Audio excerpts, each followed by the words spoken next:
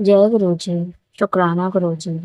आज मैं अपना शुक्राना सत्संग गुरु जी के चरणों में शेयर करना चाहती हूँ और मैं संगत को बताना चाहती हूँ कि गुरु जी की असीम कृपा जब अपने संगतों पर पड़ती है तो गुरु जी सब कुछ ठीक कर देते हैं। वह अपने भक्तों का और अपनी संगत का कभी भी साथ नहीं छोड़ते।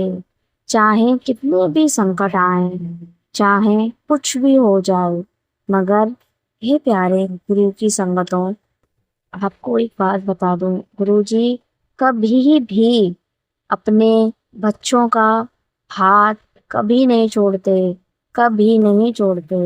मैं अपना सत्संग अपने अंकल जी की हार्डवेयर की दुकान में बैठकर और गुरुजी के येलो चोले वाले स्वरूप के सामने शेयर कर रही हूँ। जय गुरु जी। शुक्राना गुरु जी। मैं अपना सत्संग ओम नमः शिवाय, शिव जी सदा सहाय। ओम नमः शिवाय, गुरु जी सदा सहाय। गुरु जी के मंत्र जाप से अपना शुक्राना सत्संग शेयर कर रही हूँ। जिंदगी में कई उतार चढ़ाव आते हैं, जब हमें कोई भी रास्ता दिखाई नहीं देता, कोई भी, तब अगर हमारा विश्वास है कि गुरु जी हमारे लिए कुछ कर रहे हैं, तो वो ये मत समझो कि वो नहीं कर रहे। वो अवश्य ही आप लोगों की सहायता करने जरूर आएंगे, चाहे किसी भी रूप में आए। किस रूप में आएंगे ये तो हम भी नहीं जानते। गुरुजी को, अगर गुरुजी को पहचानने के लिए एक अलग ही आंखें चाहिए, एक अलग ही उनका वो चाहिए। हम नहीं पहचान सकते। जब गुरुजी हमारे मदद करने के लिए आते हैं ना संगत जी, तो हम लोग नहीं पहचान सकते कि गुरुजी कब किस रूप में आएंगे। हमें उन कठिन परिस्थितियों में हमारा हाथ थामने और हमें सही राह पर चलाने के लिए कब आएंगे, किस रूप में आएंगे, ये हम भी नहीं जानते। गुरु के चरणों में मेरा सत्संग ये है कि मेरी दो बेटियां हैं और वो दोनों ही गुरुजी से प्यार करती हैं, दोनों ही आरती करती हैं और दोनों ही गुरुजी के लंगर प्रसाद वगैरह को एंजॉय करती हैं। और वो दोनों को साथ साथ, मतलब दोनों ही अपने कहीं भी जाती हैं तो दोनों ही साथ लेके जाती हैं। तो कल क्या था, आज क्या है, आज सोमवार है, श्रावण का पहला सोमवार, और कल गुरु पूर्णिमा थी संडे की। तो मेरे दोनों बेटियां और मैं और मेरे अंकल जी, हम लोग मतलब गुरु जी के आश्रम में गए। तो मेरी बड़ी बेटी है क्या है, वो गुरुजी को अपने साथ लेकर गई थी। तो कह रही थी मम्मा मैं गुरुजी को अपने साथ लेके जा रही हूँ। मैंने कहा ठीक है चलो ले चलो। तो वो साथ तो ले आई। जब वो घर आए, का हम लोग घर लौट कर आए, खूब एंजॉय किया हमने गुरु जी के आगरा मंदिर में। हमने खूब एंजॉय किया, लंगर प्रसाद किया, जल प्रसाद किया। वहां पर गुरु जी के मंदिर में एक गायक भी आए थे और जो वहाँ पे करता धरता है, उन्होंने बहुत ही अच्छा इंतजाम कर रखा था गुरु जी के बड़े मंदिर में। किसी को भी कोई परेशानी नहीं होती है। आगरा के जो मंदिर है गुरु जी का, वहाँ पर इतनी अच्छी सुविधाएं कर दी थी कि बहुत अच्छा लगता है। वहाँ पर इंजॉयमेंट भी किया और हम करीब करीब 8 घंटा वहाँ पर बैठ कर भी आए, लंगर प्रसाद भी किया और कॉफी प्रसाद भी हमने पिया। तो इस तरह से, तो जब मेरी बेटी और मैं, अंकल जी, हम सब लोग घर आ गए लौट कर, तो मेरी बड़ी बेटी कह रही थी, ओ मम्मा मैं तो मम्मा मैं तो गुरुजी को वहीं, मैं तो गुरुजी को अपने साथ लेके गई थी मम्मा, मैं तो भूल गई। तो वो छोटी बेटी मेरी बोली कि ओ माय गॉड, ये तो गुरुजी को वहीं छोड़ आई, अब क्या होगा, गुरुजी तो आश्रम में ही रह गए। तो सॉरी संगत जी, मुझे उसकी बातों पर इतनी हंसी आ रही थी ना, मैं क्या बताऊं। बच्चे भी ना वो ऐसी ऐसी बातें करते हैं।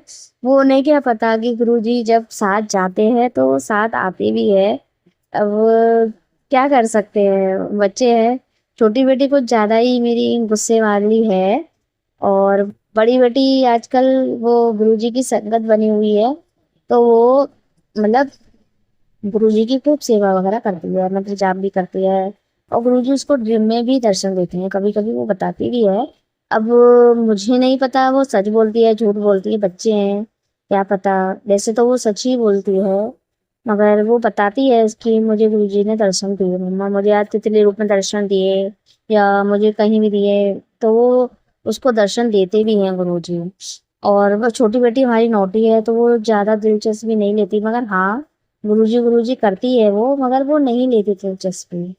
तो ये दोनों बेटियों का ये गुरुजी का आश्रम वाला हो गया। मगर मेरी दो बेटियां हैं, दोनों मतलब एक 10 इयर्स की है, एक 8 इयर्स की है। वो इस समय मतलब स्कूल नहीं जा रही हैं क्योंकि उनकी फीस मतलब कुछ परिस्थितियां ऐसी थी कि हम लोग उनकी फीस वगैरह नहीं भर पाए, और तो स्कूल वालों ने उन्हें एग्ज़ाम में नहीं बैठने दिया। तो इस चक्कर में मेरी दोनों बेटियां अभी स्कूल नहीं जा रही हैं और वो घर पर ही रहती हैं। तो एस मेरे अंकल जी ने कहा था कि हम इकट्ठी फीस पे कर देंगे, इकट्ठी फीस पे कर देंगे। मगर आपको पता है जब प्रॉब्लम्स आती हैं तो चारों तरफ से आती हैं, और मेरी बेटियों की फीस नहीं भर पाई तो मेरे बच्चों की फीस भी हो गई। अगर आज उन्होंने समय पर मेरे बच्चों की फीस भरी होती, कल मेरी बेटियां भी स्कूल जा रही होती। वो घर बैठी हैं स्कूल जाने के लिए तरसती हैं कि मम्मा हम कब स्कूल जाएंगे। अब मैं उन बच्चों से क्या कहूँ, मैं तो बेटियां हैं और मैं उनसे क्या कहूँ कि बच्चे फीस का इंतजाम हो जाएगा जब ही भेजूंगी उनको। और स्कूल वाले किताब कॉपी वगैरह आपको तो पता है इंग्लिश मीडियम की पढ़ाई कितनी कठिन है। अगर मेरे अंकल जी ने हर महीने फीस भरी होती तो मेरे आज बच्चों को इतनी दिक्कत नहीं आती। अब मैं क्या कर सकती हूँ, मैं कहाँ से लाऊं पैसों का इंतजाम। तो वही करेंगे हमारे अंकल जी की दुकान, और अंकल जी की दुकान इतनी चल नहीं रही थी अभी।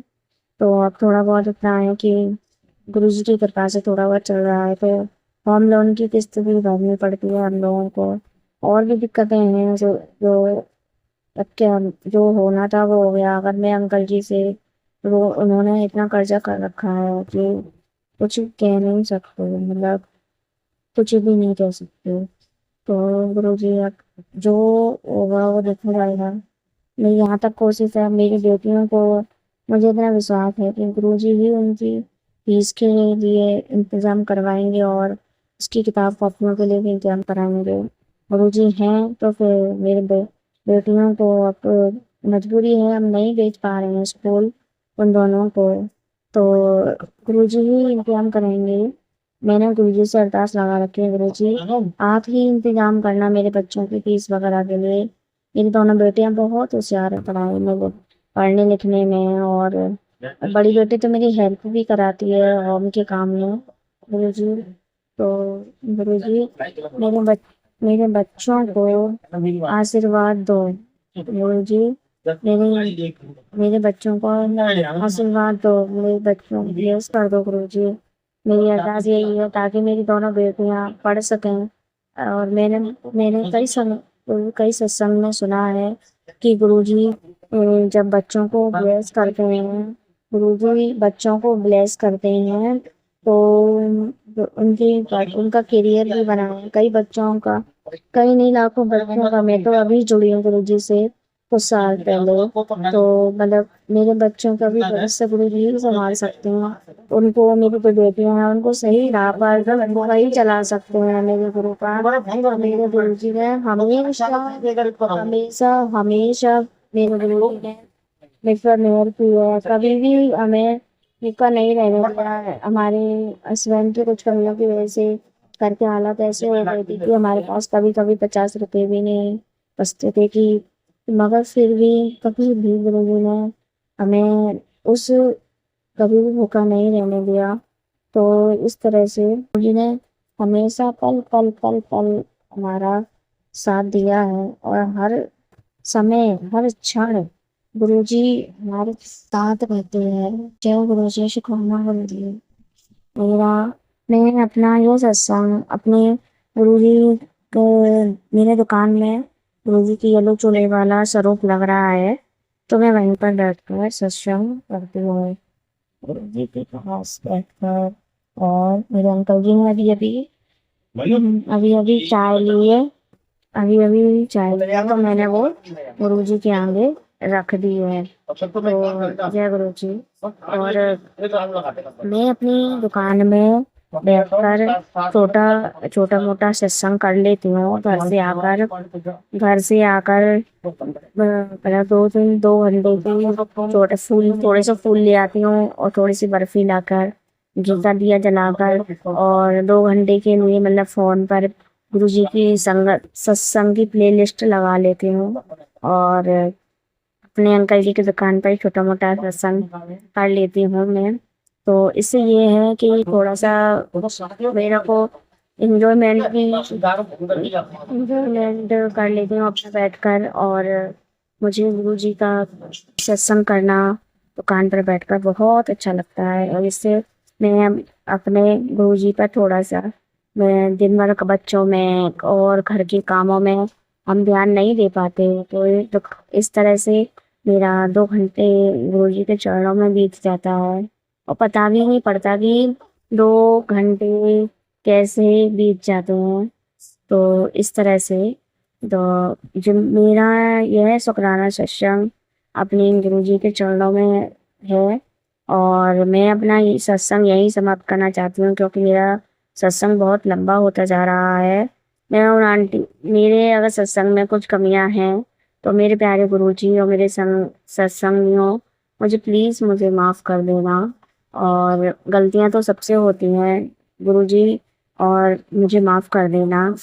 और उन आंटी का भी लख लख शुक्राना जो मेरा सत्संग शेयर करती हैं और सुनने, और उनका भी कल्याण करना गुरुजी, जो मेरा सत्संग सुनते हैं, और उन सब का कल्याण करना जो उनको अपार ब्लेसिंग देना मेरे गुरुजी।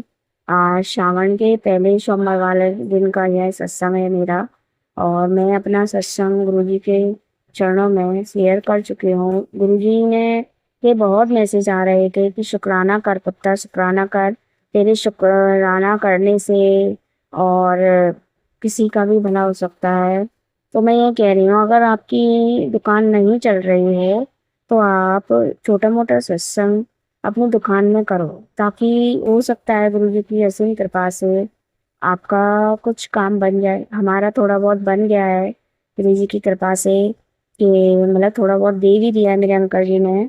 और मैं तो कुछ दिन से गुरु जी का सत्संग कर रही हूँ, तो मुझे बहुत अच्छा लगता है सत्संग करना भी, और मेरे अंकल जी को भी थोड़ी सी ब्लेसिंग मिल रही है।